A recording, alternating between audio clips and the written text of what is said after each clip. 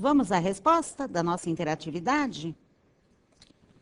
A resposta correta é alternativa E, ou seja, a educação, a história da educação nos permite compreender toda a nossa realidade. A partir daí, ela pode ser um elemento de transformação ou um elemento de perpetuação das diferenças sociais. Cabe o quê? Cabe a nós compreendermos e termos a nossa prática como professores, uma prática intencional, buscando sempre a praxis educacional, ou seja, a união indissolúvel entre a teoria e a prática. Para agora compreender todos os momentos, vamos à história da educação propriamente dita. Começamos então com a educação, sociedade e cultura entre os povos primitivos. Para compreender esses povos primitivos, temos que levar em consideração que neste momento histórico não temos ainda a escrita.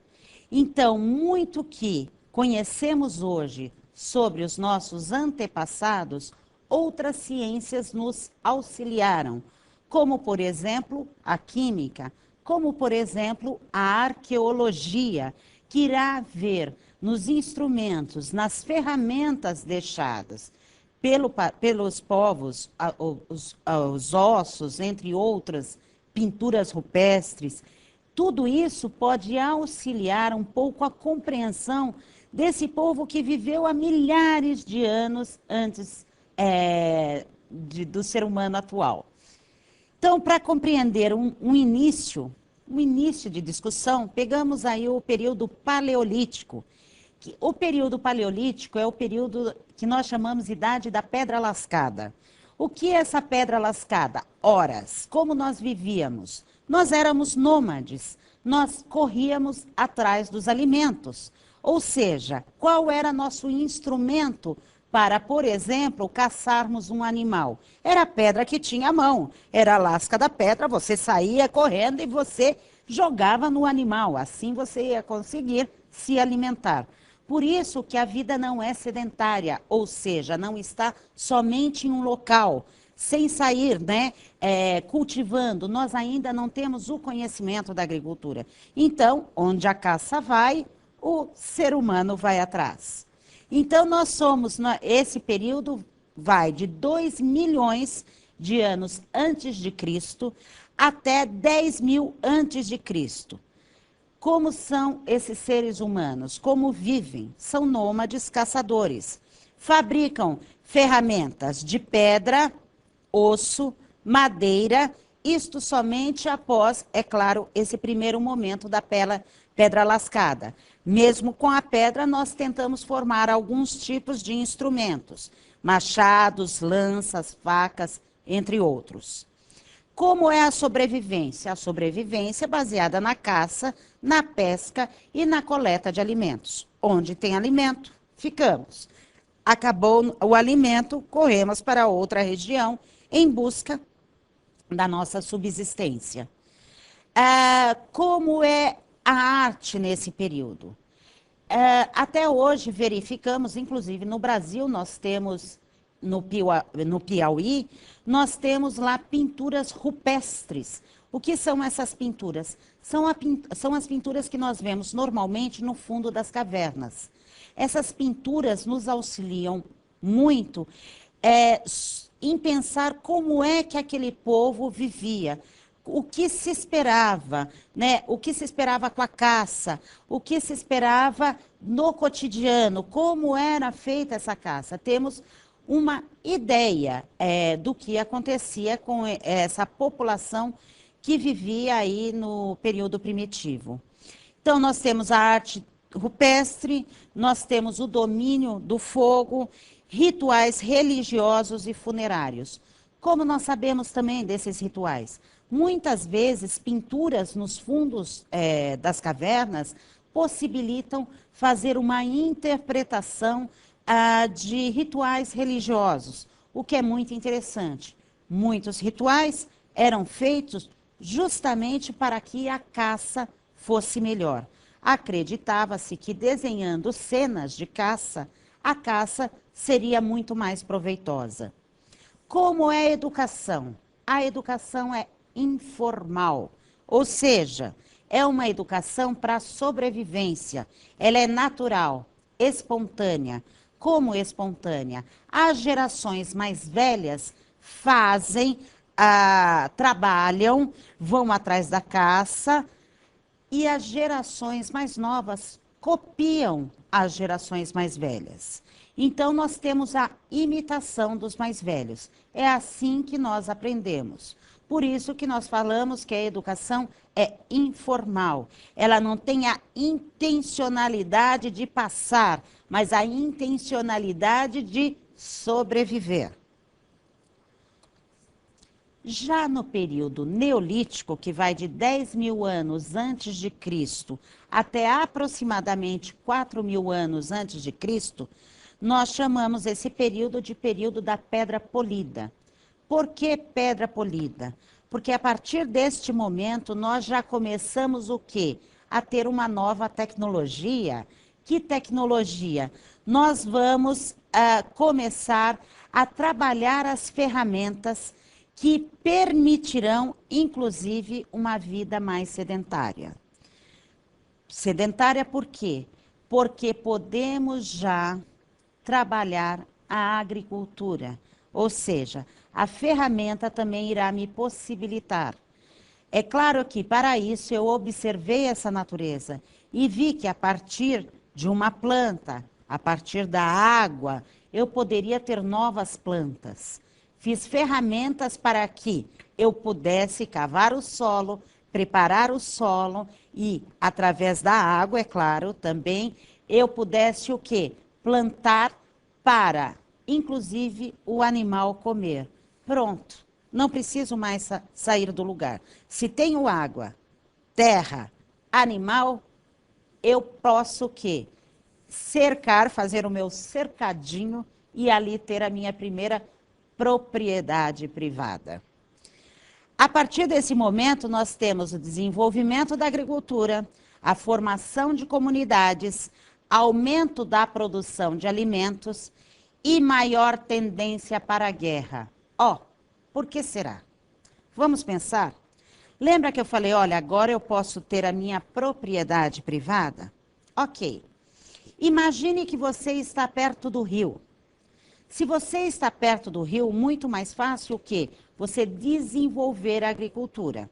Então, eu vim, comecei, me fixei perto do rio. Outra família veio e assim por diante. De repente, não tinha mais espaço para que outras famílias pudessem também usufruir desse rio. Aí está o problema. Se eu não posso usufruir do rio, outras famílias estão ali, eu vou querer o quê? Eu vou guerrear para ter o direito àquela terra que está próxima ao rio.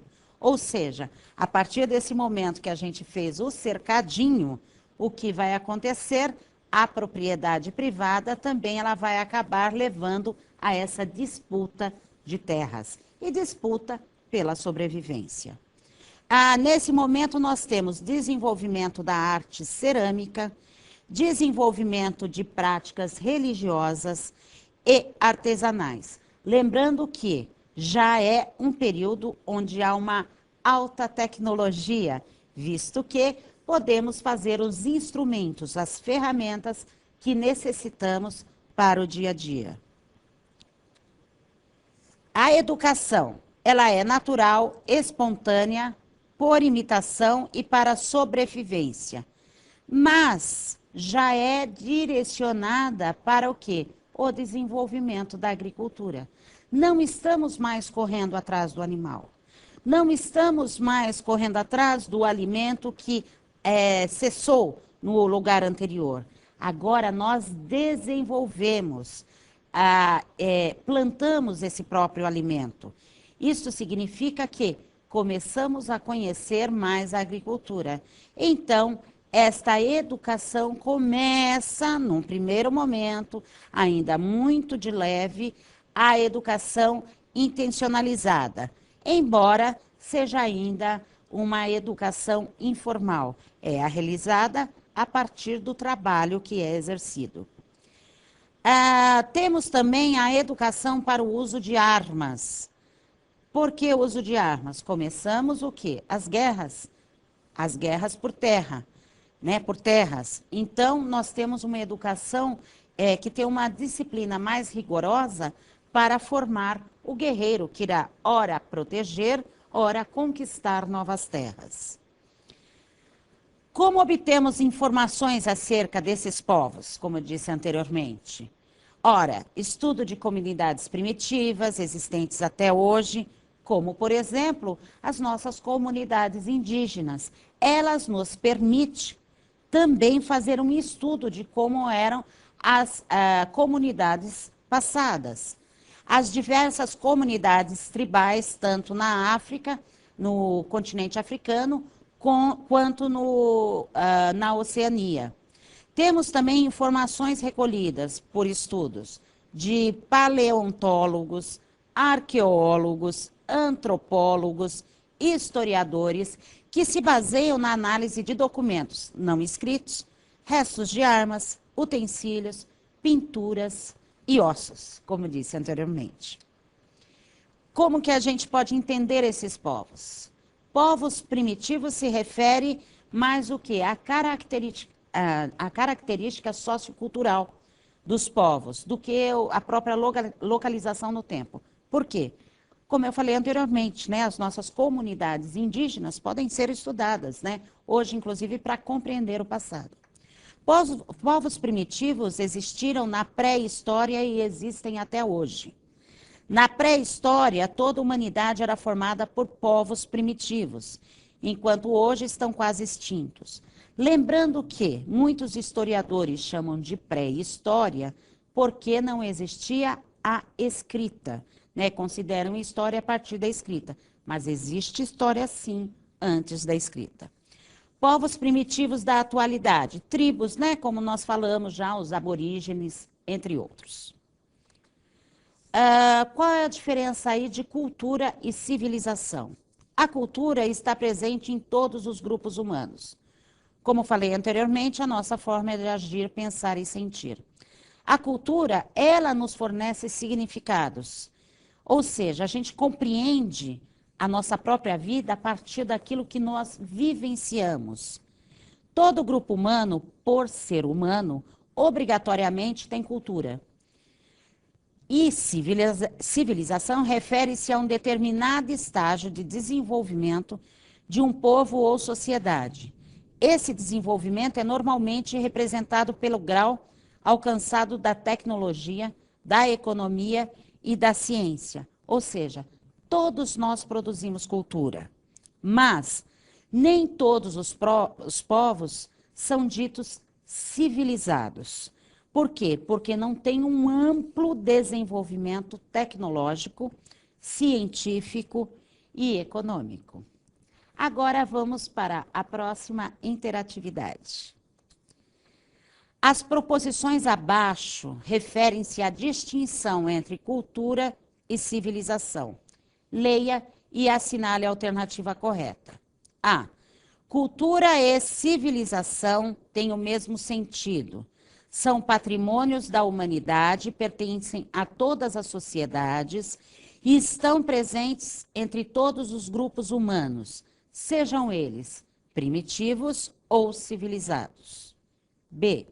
A cultura é algo pertencente a toda a humanidade, está presente entre todos os grupos humanos e comporta arte, religião, moral, valores, costumes, crenças, linguagens, estado, escola, etc.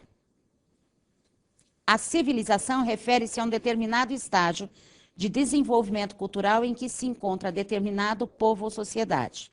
Esse desenvolvimento pode ser representado pelo grau alcançado pela tecnologia, economia, arte e ciência. D. Cultura, como o próprio nome diz, refere-se ao grau cultural de uma pessoa ou de um povo. Países com mais escolas são mais cultos. E E, as alternativas B e C estão corretas. Lembrando que só tem uma alternativa correta. Já já voltamos.